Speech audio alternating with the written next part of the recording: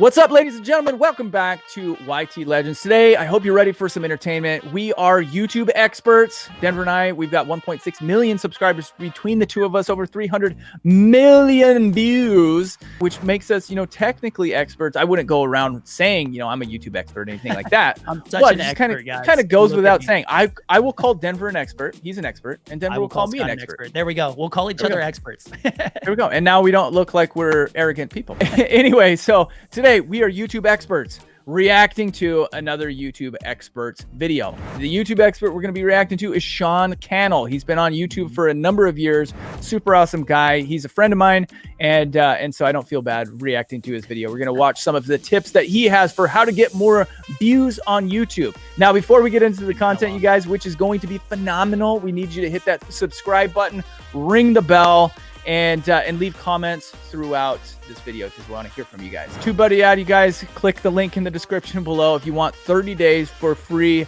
on TubeBuddy. That's at their legend tier, which is $50, which is it's a $50 value. All right, you ready, Denver? I'm ready. Let's see how he did. All right, you ready? Ready. So let's be real. There are a lot of... Okay, stopping right there. Already 2 seconds in. 1 second. 1 second in. Sean comes out of the gate swinging. Let's be real. He's even got like prayer hands going. Let's be real. Let's do this. Engaging immediately. Eye contact. Some good, some bad, some terrible. I just want to share 4 proven best practices to help you get more views on YouTube this year. Coming up. Okay, what do you think about the hook? I like how he had like the positive spin to it, but also kind of the suspenseful, like negative, some good, some bad. You want to make sure your audience knows there's going to be kind of a roller coaster ride, like you're kind of a storyteller. I thought he did a good job on it. Sean is a master at articulating what he wants to get across, right? He knows the process for getting people to watch his videos. And so he knows that he's got to hook people within the first 15 seconds. Look, it's at 16 seconds. Yep. He's got you hooked. He tells you exactly what he's going to deliver. Shorter than our intro to this video. So just saying, we might need to tighten that up a bit. We're going to tighten it up. Yeah. Thanks, media. Thanks, hey, what's up, Sean here with Think Media. So that was an 8-second bumper. I'm going to go ahead and say that was just a little bit too long. I want to see something that's like under 5 seconds. Yeah. So recently here on Think Media, we did a 1-hour deep dive YouTube masterclass. And during that training, there was a part where I taught on how to get more views on YouTube this year, focusing on some of the basics and fundamentals and YouTube best practices. So I'm just going to say from a business perspective, right? You know that Sean is successful, right? He's already set himself up. We did this master class. These are the things that I talk about. I mean, you can look at his subscribers, you know that he's successful on YouTube, but he lets you know that subtly in the way that he's talking about some of the things that they're doing. I love his hand movements. Everything he says, he's moving his hands everywhere. It's super engaging. You can't not look.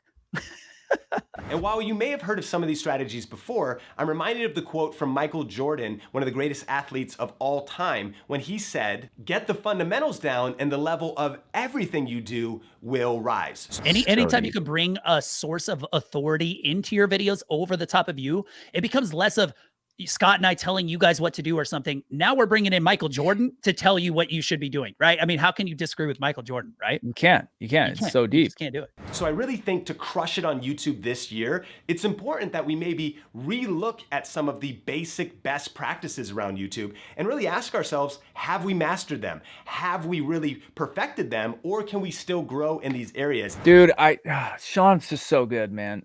He is good. But also we're at 124.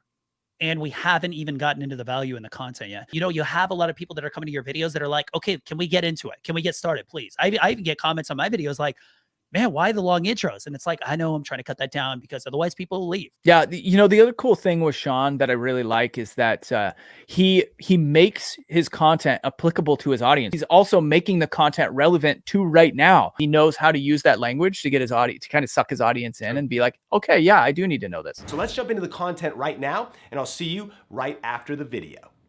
So now let's talk about the new rules for YouTube success this year and some of the strategies that I'm focused on. Oh, I see what he did here. So he's pulling this from his presentation. So he has some other content that he had already used. Now he's just putting it into his video. It's kind of weird to me. Like you would think, I mean, why would he say, I'll see you after the video, and then a second later where, you know, he's still talking to us? Does he literally mean like, I'll be on face cam after the video, after my pre-recorded presentation? There's a couple of lessons that we can take out of this. Number one, if you want to repurpose any content that you've ever done before, this is a great example of how to repurpose it appropriately for YouTube. He made his introduction specifically for his YouTube audience. He gave us still a lot of value in the present. That way he can introduce past information that's still important, but we don't feel like it's just repurposed information. What does YouTube value most?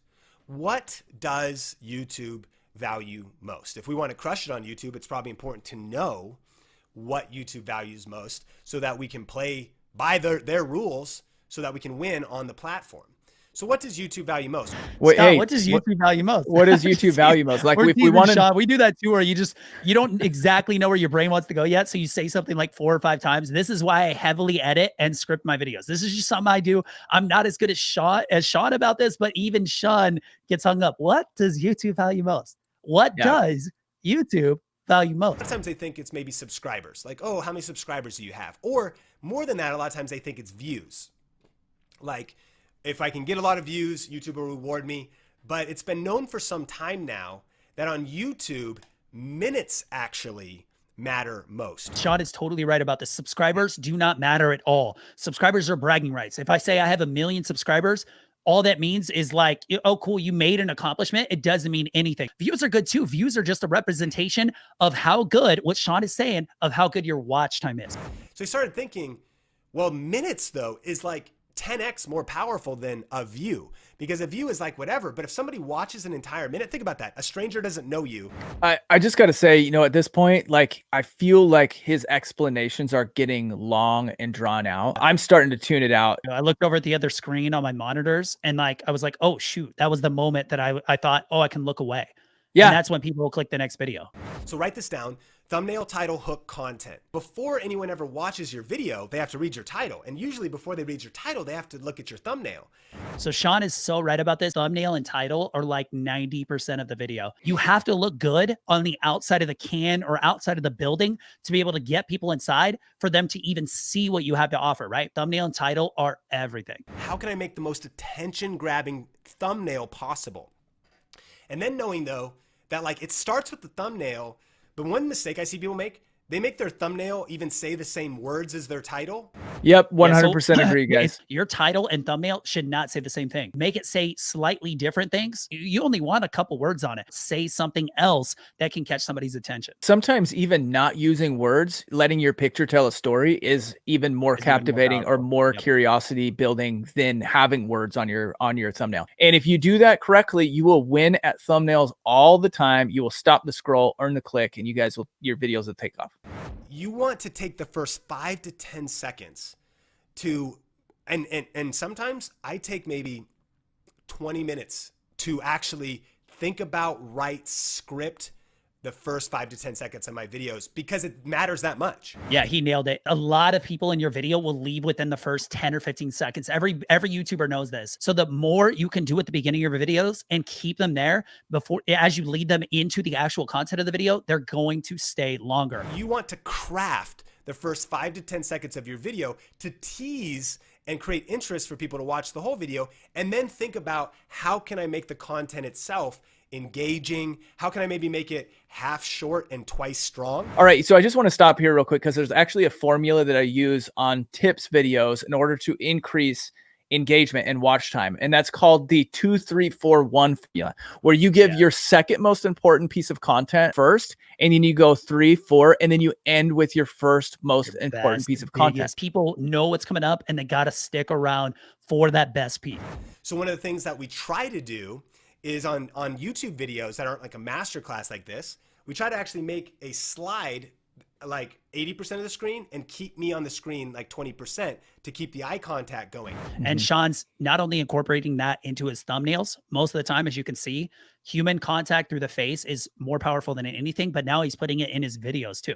But really, if you can use your face in anything, do it. All right, so I hope that you found that training helpful. And again, even though maybe some of those tips were common sense, that doesn't mean that they are a common practice, right? And I think that all of us could do better at getting back and mastering the fundamentals. I'm already clicking off. we know it's the end of the video. Sean's kind of warning us that there's not going to be much value coming up. Like, and there's another, 50 seconds left in the video. I guarantee if we look at his analytics on this video, it's dropping off right now. Any type of wind up or, this is like indicating this is going to be the final last minute, even if you're like, well, you guys, or thanks for watching, anything like that, you're going to see a drop off because people immediately think it's ending. Question of the day. How are you doing on your thumbnail, title, hook content game? I'd love to hear from you in the comments section below. And remember, some of the best tips and feedback come from you, the Think Media community. So definitely connect with everybody in the comments section. Pretty good at the end there where he said, and the question of the day is this, right? It makes it a moment. It's not just, hey, leave your comments below. Anyways, what we were talking about, like it's a specific time to tell your audience, hey, we want you to leave a comment right now down below. Like Scott and I might say to you, hey guys, what did you think of this video where YouTube experts analyze the YouTube experts? Did this help you out? Do you want to see this again? And who do you want to see? Right now, I'm giving you an opportunity to type that comment down below. And that's so good. And I learned that as a 4th grade teacher. Sometimes you have to give people time to process the information you're telling them. I would say, overall, Sean, again, like we know Sean's great at this stuff. He's a reason he get a million subs. He's very talented. He's good. Yeah, I really didn't feel like we had any criticism for him, maybe other than just like repurposing a piece of content. There was a lot of filler in this video. Yes, and that's why I script my videos, because otherwise we all ramble. In this video, we ramble. We don't have a script. We're relying on editing right now. There's going to be a lot of stuff in this video that you guys are watching that was in the video that we cut out, because you have to get rid of that dead time or else you guys will leave. All right, you guys. Well, thanks for watching. Go over and visit Sean. Tell him you came from YT Legends, and say hey to him. He's an amazing individual, great human being, and puts out great content. Highly recommend it. So you guys, thanks for watching. We'll see you on the next video. Take care.